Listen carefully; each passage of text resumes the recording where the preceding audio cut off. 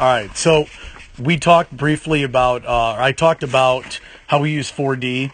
Now, this is one of our bat sensors that we use, Diamond Kinetics, and we use this in conjunction with it. And the first thing I'm going to show you is her max barrel speed, and you can see the numbers down here by the toggle where I'm moving it here.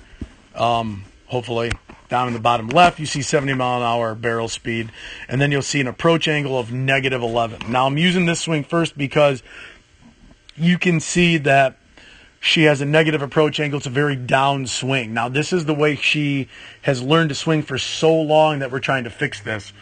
So these are the swings that still produce her greatest amount of bat speed. Unfortunately, the types of balls that play off this are ground balls to pull side, ground balls to shortstop, ground balls to third base, line drives that are pulled foul.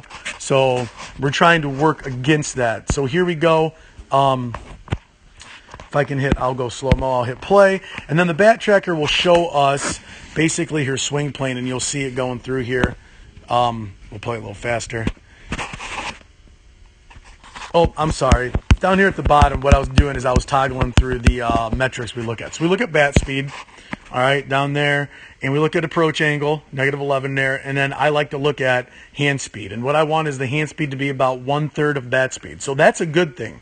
A lot of times when you have people that swing the bat like she does, where they cast their hands and get handsy, you're going to see the hand speed be more than 1/3. So you'll see it be, instead of like 1/3 of it, you'll see it be less than 1/3. So I'm going to go back here. Whoops. I'm sorry. I'm going through. And then you'll see the 3D. You can see it right there, the bat going. So if you focus on the bat, this will show you the track of the bat all the way through there. So we get a little bit of a motion capture there, and you can see where she's chopping down on that ball. Now, there's a swing here where she's swinging up. So she's trying to make a change here. Okay, but you can see her barrel speed is slower because she's not used to it. All right, so we're going to play through this because there's a bunch of swings there. You can see the swing planes as we go through, move through different swing planes. And this was all live. This was done from about 30 feet away, throwing the ball relatively quickly underhand, her taking basically batting practice swings. And what we were trying to do was to hone an upswing, and you can see she's getting there. There's one where she's got a large attack angle. And I show you this one because this is one where that's probably a little bit, this is the more of the swing plane we want. She just got this a little bit late or too early. She hit it, she was too early on the ball.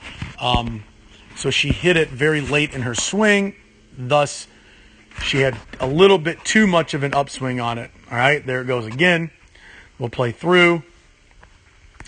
Find a good one here.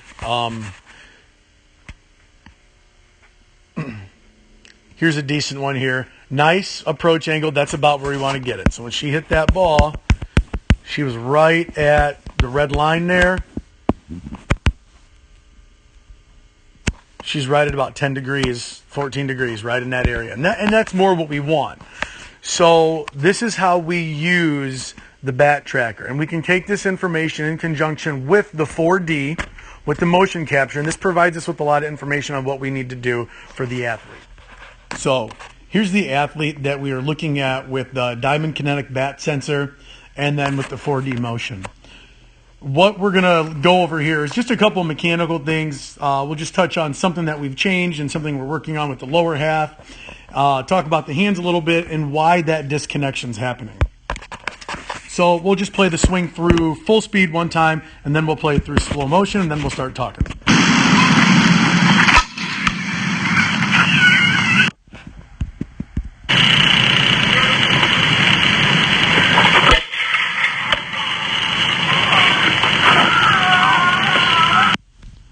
Now, we've actually come a long way with this athlete. What I'm going to show you here is one of the things that we've worked on. I'm going to draw a line segment through her knee.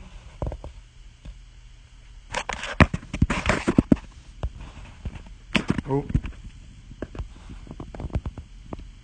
And we're just going to use that. We're going to use this line segment. I apologize. We're going to use this line segment to show that knee rocking backwards. She used to have a really big negative movement. She'd rock way back, test the ice with her front foot. She would reach out with her front foot, then shift her weight forward as she swung down on the ball with a barred lead front arm. That is how she was originally taught to swing when she came to us as a freshman in college. So you can still see here, you could still see that knee tracks behind that line segment right there. Now, as she comes back, what she does is she gets into her back hip great. So she's getting on the heel. She's done a great job of learning how to engage your pelvis and get on that back heel, which is awesome. So what we've done to minimize that is one of our instructors actually had her turn her back foot out. And you can see that.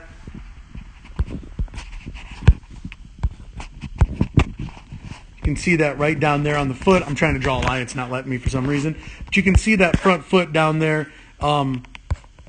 Right here, that front foot is turned out. So from here, just a couple of really good things.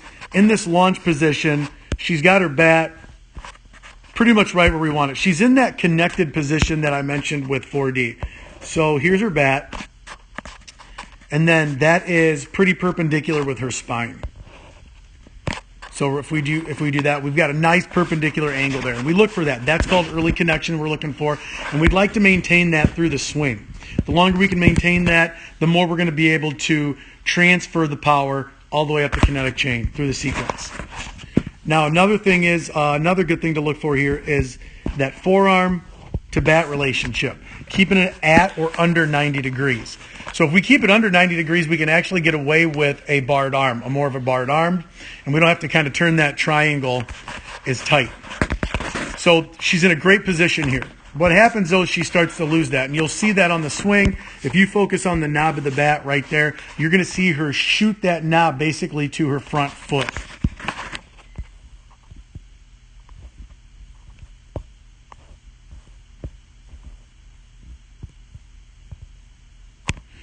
So in this position, you can see that. So she's lost that connection. We'd like to keep that connection a little bit longer. And you can see the pelvis. You can see the pelvis here, lead. Right there. She's engaged the pelvis. Now we want to stay in this position as we turn. We want to keep those hands high and tight if possible. But she starts to lose that connection through her swing. And now she's really working down with the chop. And then flattening that barrel out.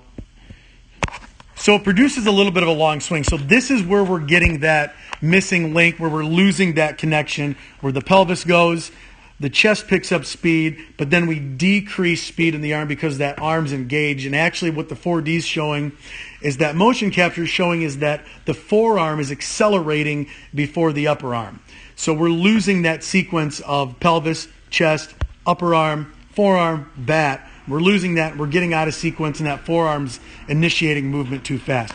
With video, we'd never be able to see that, so we use the 4D, the motion capture, the kinematic sequence, the graphs. We use all that information, coupled with the video, coupled with the Diamond Kinetics, to create a player profile, and then this allows us to create a movement profile and a drill profile for each of our athletes so we can help them to move better, become better athletes, and essentially become better hitters and better softball and baseball players.